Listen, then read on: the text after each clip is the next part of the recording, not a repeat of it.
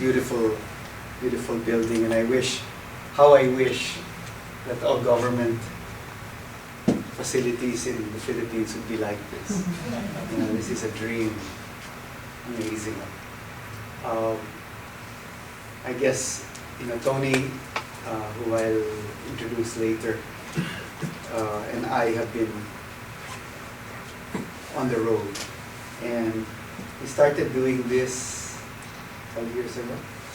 7 years ago. Time has really passed.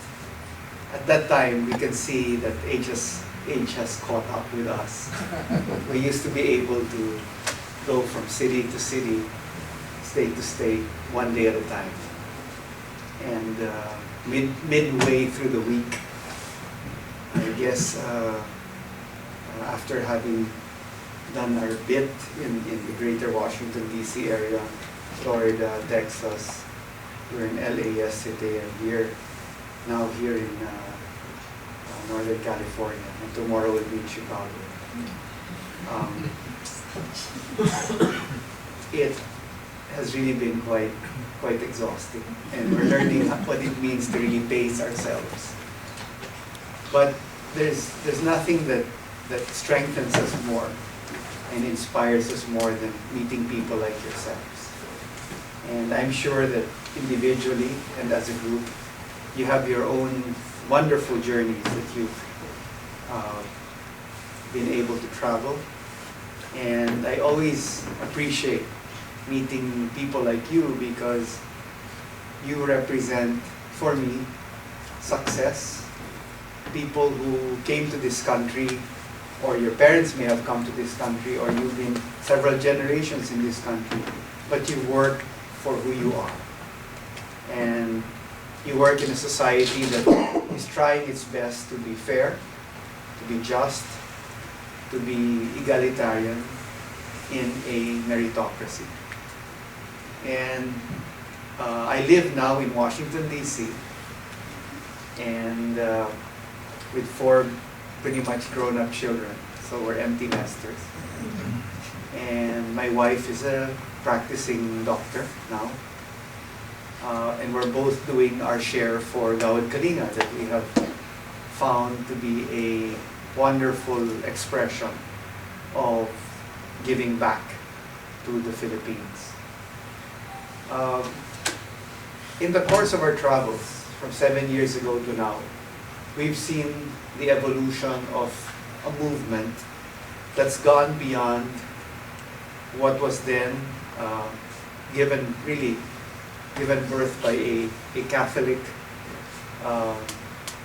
lay group, Couples for Christ, to one that's gone beyond that encompasses people who come from various faiths, Jewish, Muslim, Christian, to different genders, different age groups, different cultures, and has gone beyond the Philippines to other developing countries.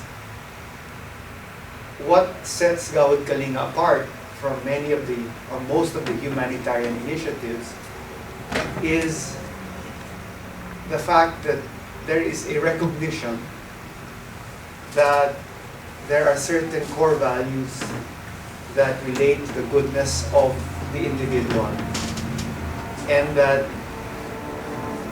one looks at people, Junjun properly said it, not as transactional utilitarian statistics, but as human beings that one relates to regardless of where they are in their station in life, as people with dignity and people who deserve your respect, your genuine kindness and compassion, and people who, regardless of where they are, especially those who are, I guess, the most burdened, the most hurt, the most impoverished, must be given the extra concern. And it actually works. And I never told Tony this, but what intrigued me about GK many years ago, I met Tony at, came with another good friend, Boy Montelibano, to the Department of Agriculture. But what intrigued me about GK was, as a hard-nosed business person that demanded results from people as I demanded that of myself, unlike in the private sector, where you're dealing with very competent professionals, or if they don't make the grade, if you're the boss, then you can actually ask them to leave. That's a polite way of saying fire them. If you're in the government, there's a special department somewhere you can throw them and let them languish until you're no longer in office, and they can sort of wind their way back into the bureaucracy.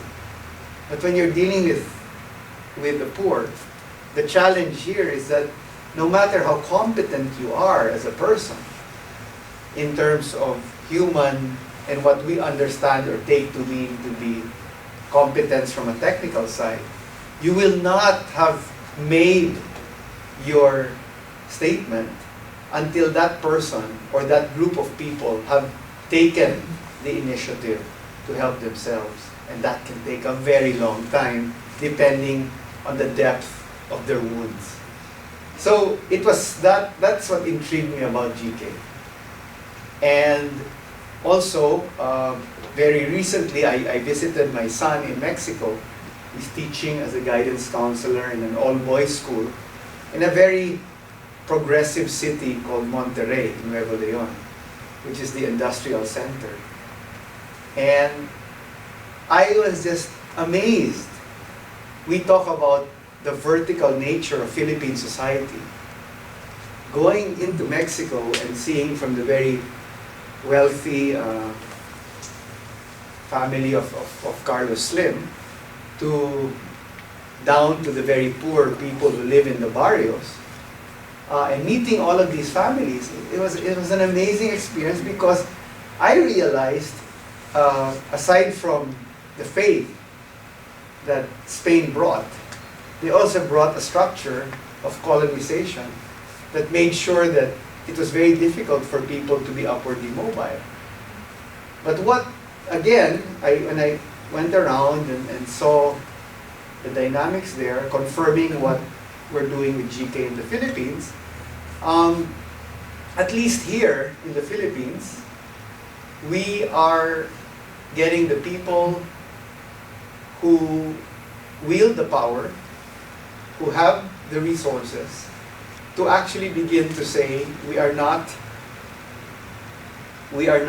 complete as a country until we're able to help. So the people who have are helping now the people below.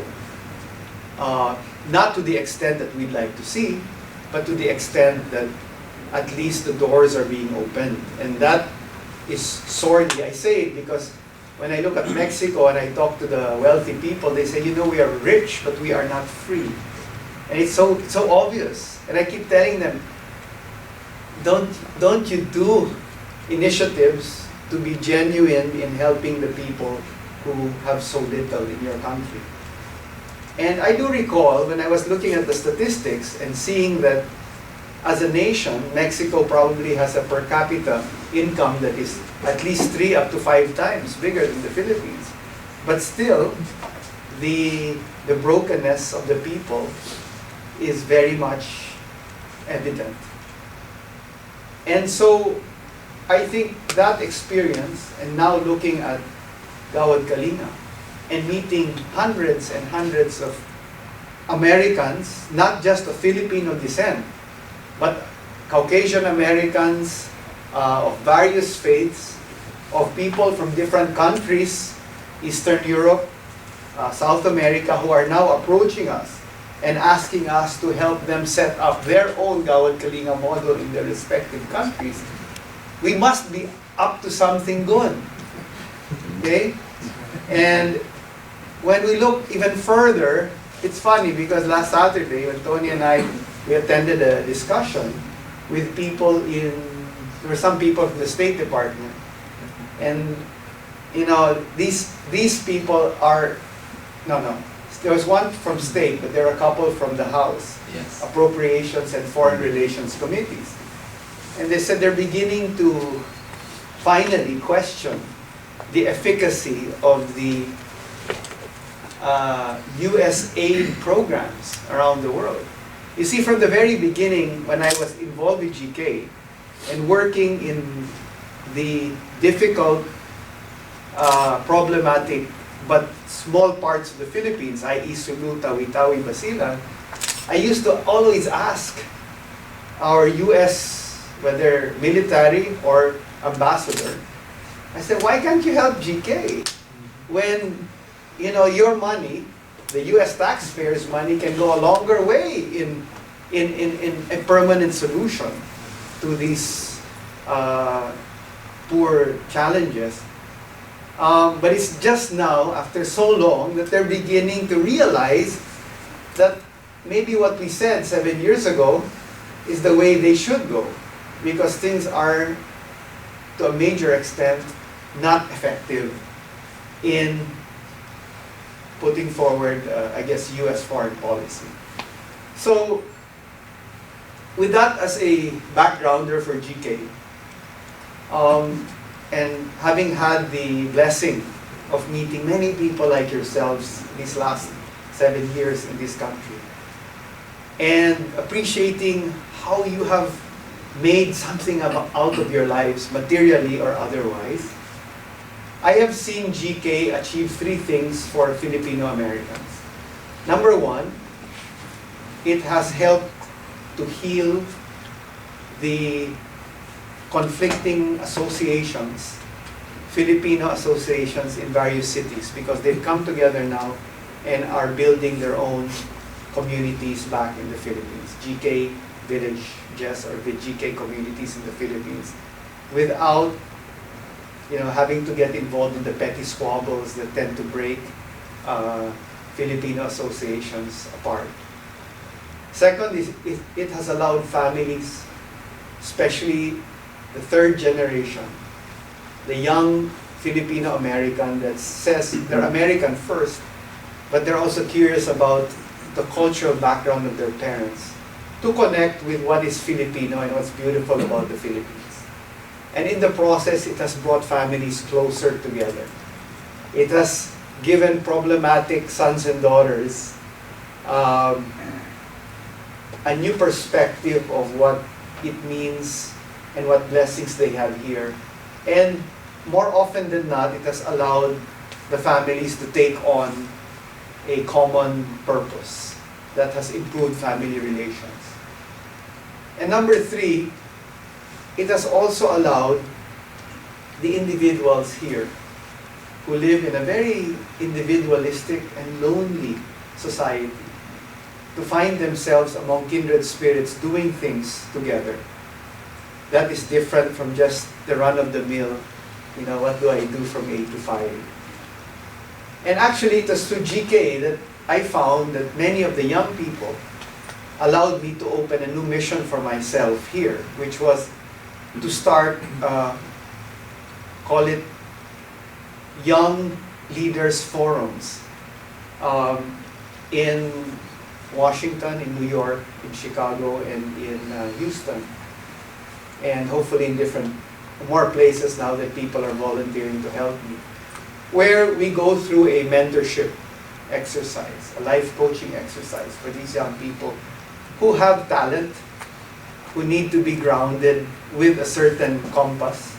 It does not have to be Catholic, or the person does not have to be Catholic or even Christian, but at least allow him or her, through a series of exercises, to develop a common group, peer group, that helps each other to develop into the best person that they can be, regardless of what field they're in, initially where they are in the US, and then looking at other initiatives in different parts of the world for those who are more developed as time goes by.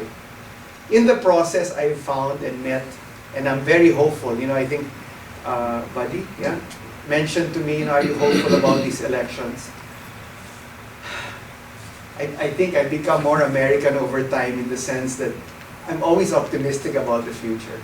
But more so now because I meet young people, Filipino or otherwise, who are very, very progressive and very compassionate. They're not as hard-nosed as maybe we are or we were.